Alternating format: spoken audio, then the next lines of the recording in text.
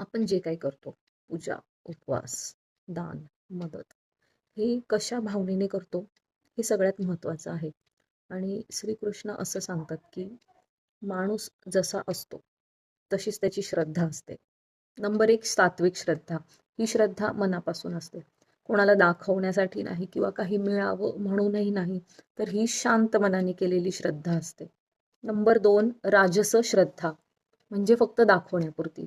ही श्रद्धा दाखवण्यासाठी असते किंवा लोकांनी कौतुक करावं म्हणून, किंवा समाजात आपलं नाव मोठं व्हावं म्हणून, किंवा काहीतरी आपल्याला मिळावं म्हणून. आणि याचं एकदम उत्तम उदाहरण असं आहे की फोटो काढून दान करणं, किंवा आपलं लोकांनी पाहावं म्हणून मोठ्या मोठ्या पूजा घालणं, किंवा देवाला अशी मागणी करणं की तू हे केलं तर मी तुझी ही मोठी पूजा करेन. तर याच्यात फायदा तर मिळतो, पण मनाला शांती नाही मिळत. नंबर तीन म्हणजे तामस श्रद्धा, म्हणजे अज्ञानातून केलेली श्रद्धा. ही श्रद्धा समज न ठेवता केलेली असते. म्हणजे जसं की भीतीपोटी, अंधश्रद्धेपोटी, किंवा स्वतःला त्रास देऊन किंवा इतरांना त्रास देऊन.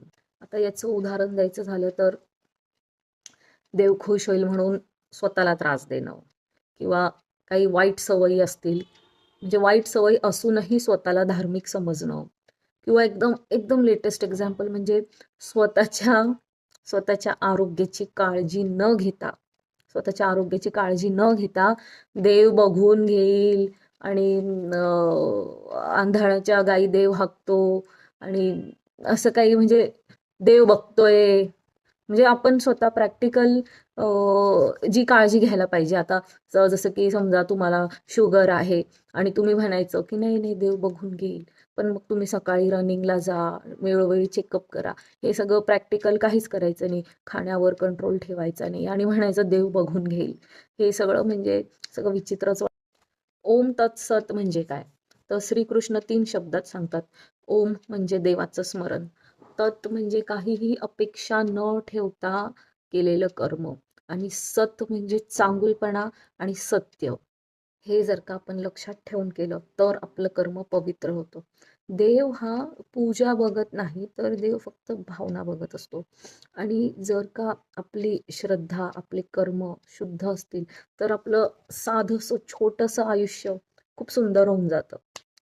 थोडक्यात सार म्हणजे आजची खरी भक्ती किंवा आजची खरी श्रद्धा म्हणजे काय, तर कमी बोलणे आणि जास्त योग्य वागणे, दिखावा कमी असणे आणि शुद्धता असणे. म्हणूनच आजपासून आपण आपल्या वर्तनात बदल आणूया, कारण की जशी आपली श्रद्धा